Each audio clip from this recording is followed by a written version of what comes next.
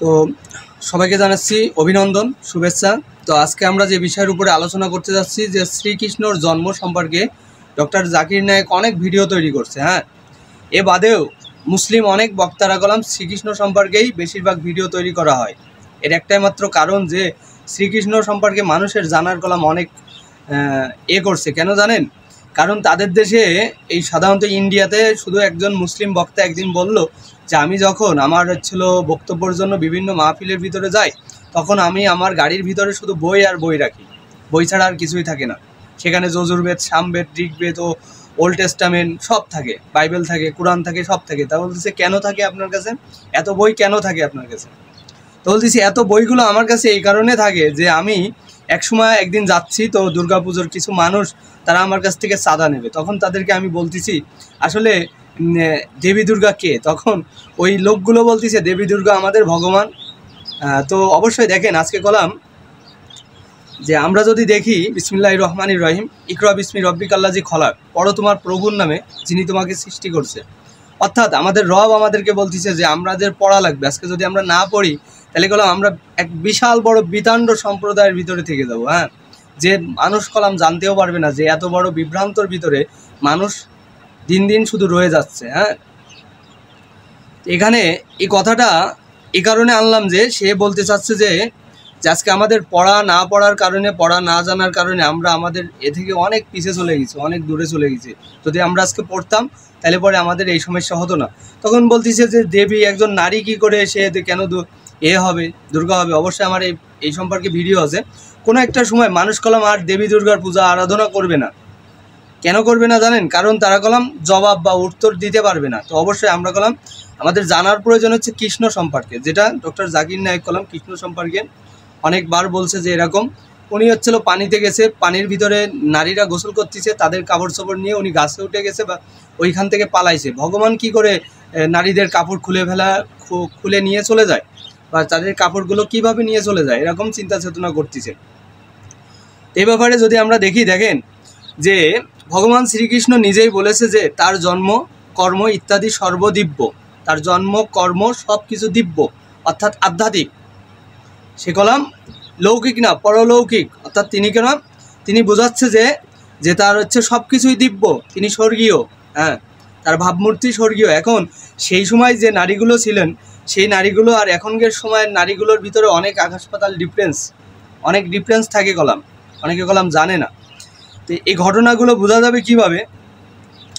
যে উনি বলতেছে যে কেউ যখন তথ্যগতভাবে তা জানতে পারে, তখন তিনি ভগবত ধামে প্রবেশ করে। দেখো, তার সম্পর্কে যদি কেউ জানতে পারে বা জানতে চায়, তখন সে কী করে?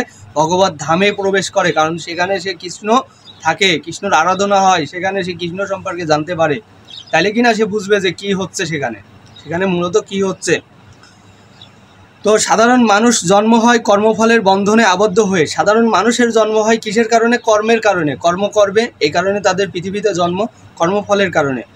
আর কর্মের স্বরূপ সে এক দেহে থেকে অন্য দেহে, আরেক দেহে দেহান্তরিত হতে পারে। তো ভগবান জন্মের কথা বিশ্লেষণ করে ভগবত গীতার 2য় অধ্যায়ে বলা হয়েছে তিনি তার নিজের ইচ্ছা প্রভাবে আবির্ভূত হন। তিনি তার কি করেন? নিজের ইচ্ছার প্রভাবে পৃথিবীতে আবির্ভূত হন। তিনি তার নিজের ইচ্ছার কারণে, তিনি চাইলেই তিনি আবির্ভূত হবেন, না চাইলেই তিনি আবির্ভূত হবেন না। এখন তার নামে আমরা যে সমস্ত নাম বলে থাকি, দেখো এই নামগুলো সম্পর্কে মানুষের অজানা, সব কিছু কাহিনী মানুষ কলাম জানে না। তো এক সময় এক রকম প্রবক্তা পৃথিবীর ভিতরে একভাবে এক ধর্মের ভিতরে আবির্ভূত হয়েছে।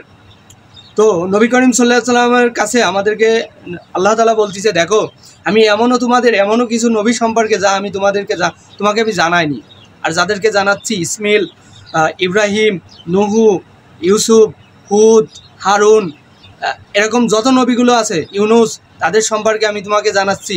সূরা নিসা তার ভিতরে কি বলা হচ্ছে? যে আমি তোমাকে এই সম্পর্কে জানাচ্ছি, আর বাকি যেগুলো আছে সেগুলো আমি তোমাকে জানাইনি, অর্থাৎ তুমি জানো না।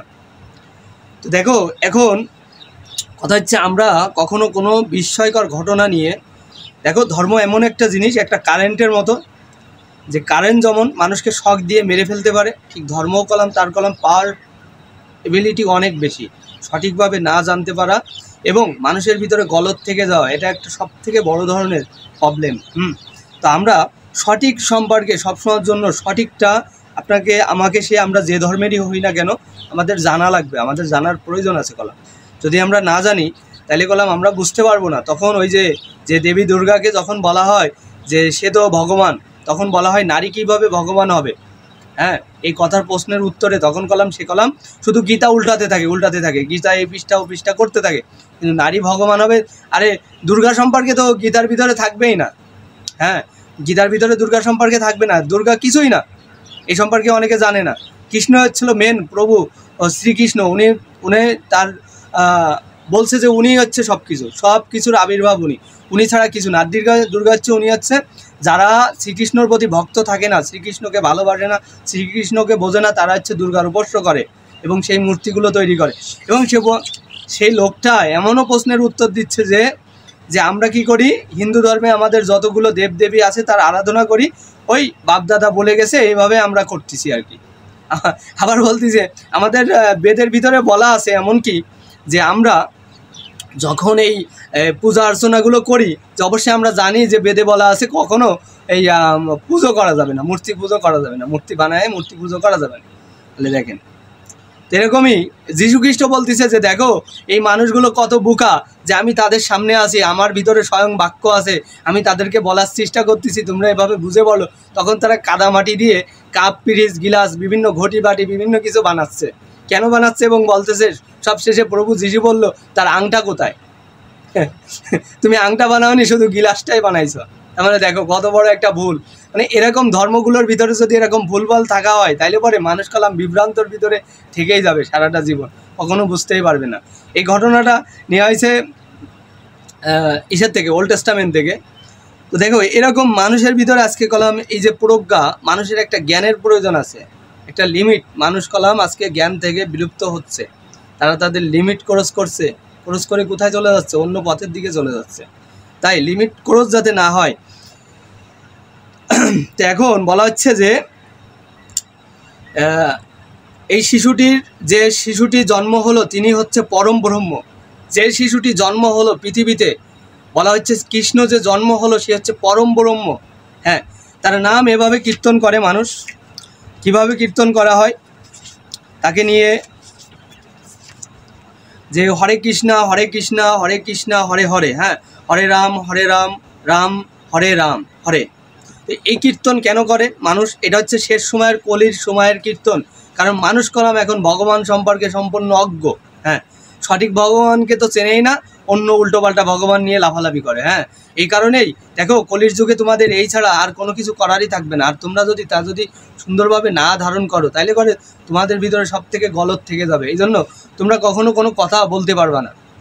তো দেখো আমরা যে বিষয়টার উপরে ছিলাম, যে দেখো বলা হচ্ছে যে সম্পূর্ণভাবে এই কারাগারে শৃঙ্গবিদ্ধ ছিলেন, তাই তার পক্ষে তার সমস্ত হয়নি। তাই মনে মনে তিনি ব্রহ্মদের হাজার হাজার গাভী দান করলেন।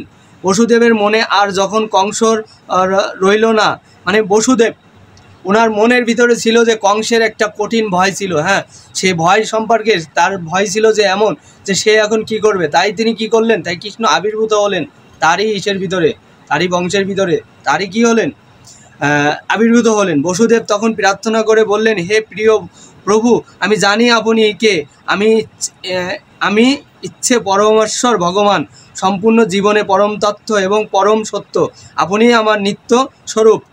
তিনি স্বয়ং নিজে বলল যে আমি চিনতে পারলাম যে আপনি কি, আপনি নিজে ভগবান, নিজে স্বরূপ। দেখো এরকম অনেকে কলাম আজকে কলাম জানে না। কেন জানে না? কারণ তারা কলাম পড়াশোনা করে না বা তারা এই সম্পর্কে বোঝে না, যার কারণে তারা জানে না। কেউ তর্ক করে পড়ে সে পরমেশ্বর ভগবান, যিনি কেবলমাত্র দৃষ্টিপাত করার মাধ্যমে সমস্ত জড় সৃষ্টিকে প্রকাশিত করেন। তার পক্ষে বসুদেবের পত্নী দেবকীর গর্ভে আবির্ভূত হওয়া কি করে সম্ভব? সেই সন্দেহ দূর করার জন্যই বসুদেবকে বললেন, হে প্রিয় ভগবান, আপনি যে দেবকীর গর্ভে আবির্ভূত হয়েছেন এটা তেমন করে আশ্চর্যের বিষয় নয়। কেননা তিনিও তখন ভাবছিলেন যে সে কি করে তার সন্তান হয়ে সে দেবকীর গর্ভে কিভাবে আসবেন, আবির্ভূত হবেন কিভাবে। হ্যাঁ, তার মনের ভিতরে কলাম এরকম চিন্তা চেতনা রয়ে গেছিল। এবং আপন নিঃশ্বাসের প্রভাবে অন্যত্র কোটি ব্রহ্ম প্রকাশিত হচ্ছে। তারপর গর্ভ দর্শনীয় বিষ্ণু রূপে আমি প্রতিটি ব্রহ্মের প্রতিবিষ্ট হয়েছেন।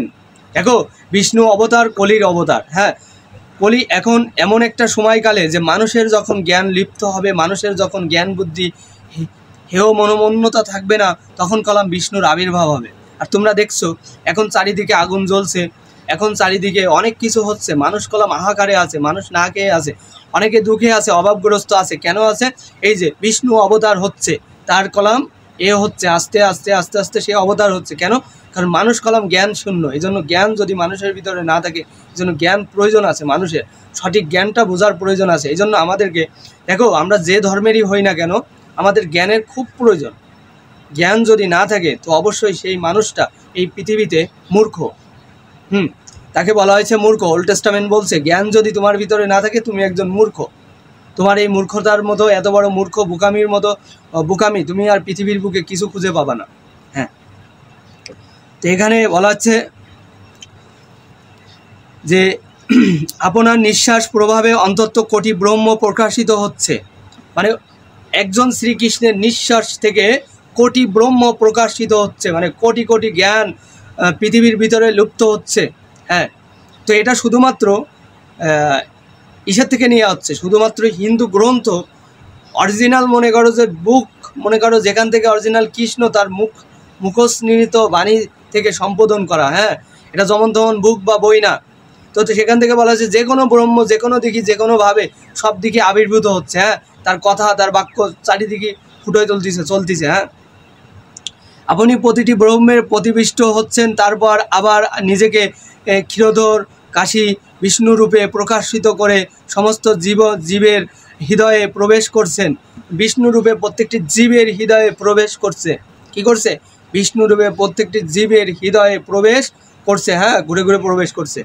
এমনকি প্রতিটি পরমাণুর মধ্যে আপনি নিজেকে প্রকাশ্য করছেন।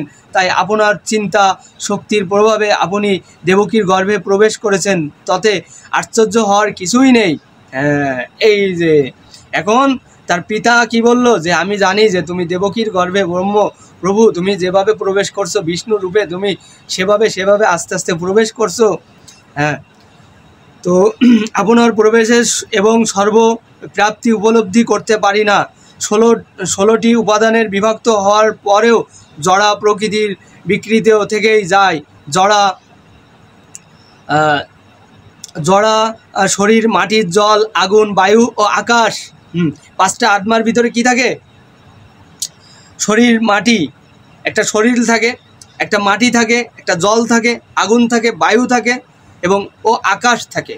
হ্যাঁ, এই পঞ্চ মহাভূতের সমন্বয় মাত্র জড় শরীর দেহকেই মনে হয় যেন এই উপাদানটিগুলির নতুন সৃষ্টি করা হয়েছে। এই 5টা উপাদান যখন সেই মানুষের ভিতরে আবির্ভূত হয়, মৃত্তিকা মানে মাটি, হ্যাঁ, ওয়াটার মানে জল, পানি, হ্যাঁ, এগুলো সব বোঝা, এগুলো আলাদা আলাদা কোনো কিছু নেই, এগুলো সব বোঝা লাগবে। এগুলো সব হচ্ছে জ্ঞানের মাহাত্ম্য, পড়াশোনার মাহাত্ম্য, যার কারণে এগুলো বোঝা যায়। হ্যাঁ, তো অবশ্যই মানুষ কলাম এখন কলাম অজ্ঞ, দিন দিন কেন অজ্ঞ? এই সমস্ত বিভিন্ন কারণের বশত তারা কলাম অজ্ঞ হয়ে যাচ্ছে। হ্যাঁ, এগুলো দ্বারাই কি হয়? একটা দেহ, নতুন দেহকে তৈরি করা হয়। যে সে কি বললো, যে এইগুলোর মাধ্যমে একটা নতুন দেহকে রূপান্তরিত করা।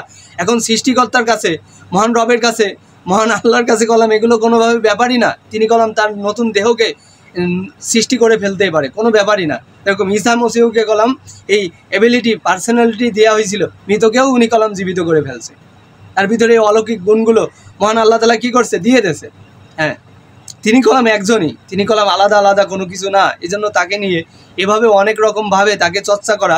এরকমই বলা হচ্ছে প্রভু যিশু যখন জেরুজালেমে আসলো, ইসরায়েলে আসলো, যখন এই যে বিশাল সব ভাঙচুর চলতেছে, এখন যে হত্যা, রাহাজানি যা কিছু হচ্ছে চারিদিকে, এই যে মারা হচ্ছে, মুসলমানদেরকে মেরে ফেলতেছে, এই যে ইসরায়েল, তাদের ভিতরেই সে আসলো। কিন্তু বললো কি, তারা আমাকে চিনতে পারলো না। তারা নিজেরাই কি করলো? প্রভু যিশুকে কাঠগড়ায় উঠাই দিল। এবং বিলাত কি করলো? যে আসামি ছিল, যে ডাকাত ছিল, তাকে ছেড়ে দিল এবং বিলাত কী করলো? প্রভু যিশুকে আটকে দিল এবং তাকে ক্রুশে দিয়ে দিল। কারণ কি? তার জনগণ, সেই সময় সিস্টেম ছিল জনগণ যা চায়, জনগণ যদি ভালো কিছু চায় ভালো কিছু পাবে, জনগণ যদি খারাপ কিছু চায় জনগণ খারাপ কিছু চাবে। তো জনগণ চাইছে এই চোর ডাকাত, তো চোর ডাকাত পাইছে। আর জনগণ যদি চাইতো ভালো কিছু, জনগণকে অবশ্যই বিলাত কলাম প্রভু যিশুকে ছেড়ে দিতেন। হ্যাঁ, গরিব বুদ্ধিমান সহকারে আপনার আবির্ভাবের তথ্য উপলব্ধি করতে হয়, কেননা জড়া প্রকৃতি আপনার থেকেই উদ্গত হয়েছে। সূর্য যেমন সূর্য কিরণের উৎস, আপনি তেমনি জড়া প্রকৃতির আদি উৎস। হ্যাঁ, উনি সূর্য যেমন করে এই পৃথিবীকে কিরণ দান করে, অর্থাৎ কিরণ মানে কি? তার আলো স্ফটিক দান করে, ঠিক তেমন করেও তিনি কি করে? যে তিনিও তার জড়া জগতে তিনি কি করেন? তার উপলব্ধি তৈরি করে দেয়।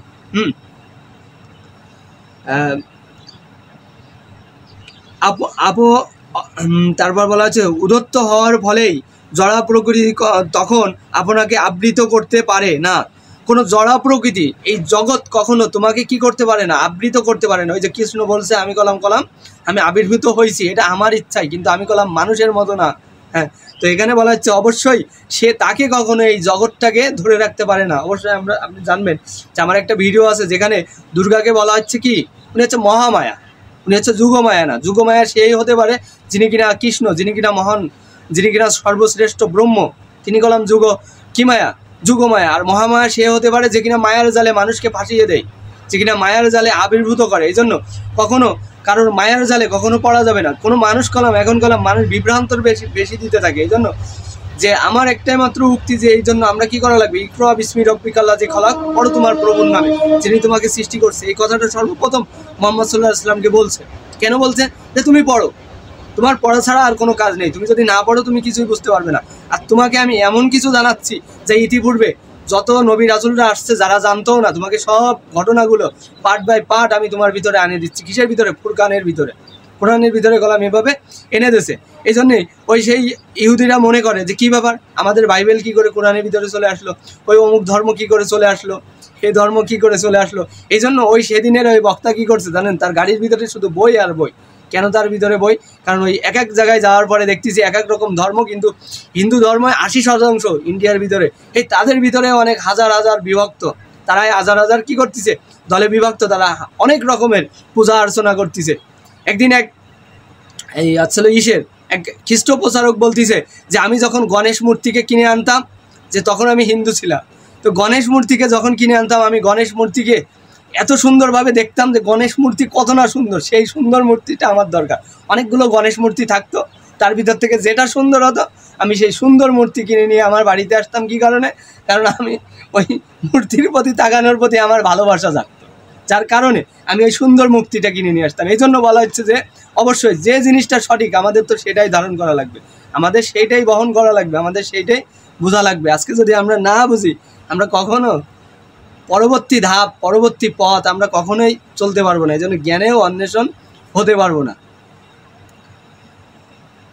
তাই বৈদিক শাস্ত্র থেকে আমরা জানতে পারি যে পরম ব্রহ্ম দেহ নির্গত স্থির প্রভাবে সব কিছু প্রকাশিত হয়। পরম ব্রহ্ম থেকে আমরা জানতে পারি যে ব্রহ্ম জ্যোতি হচ্ছে ভগবানের দেহ নির্গত ঐশ্বরিক স্ট্যাটাস্ট। হ্যাঁ, তো এবং ব্রহ্ম জ্যোতি থেকে সব কিছু সৃষ্টি হয়। ব্রহ্মের জ্যোতি অর্থাৎ আলো, অর্থাৎ নূর, এই নূর থেকে সব কিছু সৃষ্টি হয়। হ্যাঁ, বলা হচ্ছে Allah is a light having the earth, আল্লাহু নূরুস সামাওয়াতি ওয়াল আর্থ। আল্লাহ কি বলতেছে? দেখো এই যে কোরআনের ভিতরে সূরা নূরের ভিতরে আয়াত চলে আসলো কিভাবে, যে Allah is a light having the earth, Allah হচ্ছে নূর এবং আলো, এবং তার জ্যোতি অনেক উদ্ভাসিত। তো অবশ্যই আমরা আজকে দেখলাম যে বিষয়ের উপরে যে অবশ্যই সঠিক ধর্ম তথ্য আমাদের জানা লাগবে, সঠিক ধর্মকে আমাদের বোঝা লাগবে এবং সেই পথে আমাদের চলা লাগবে। তো অবশ্যই এখান থেকে বিদায় নিচ্ছি, আল্লাহ হাফেজ।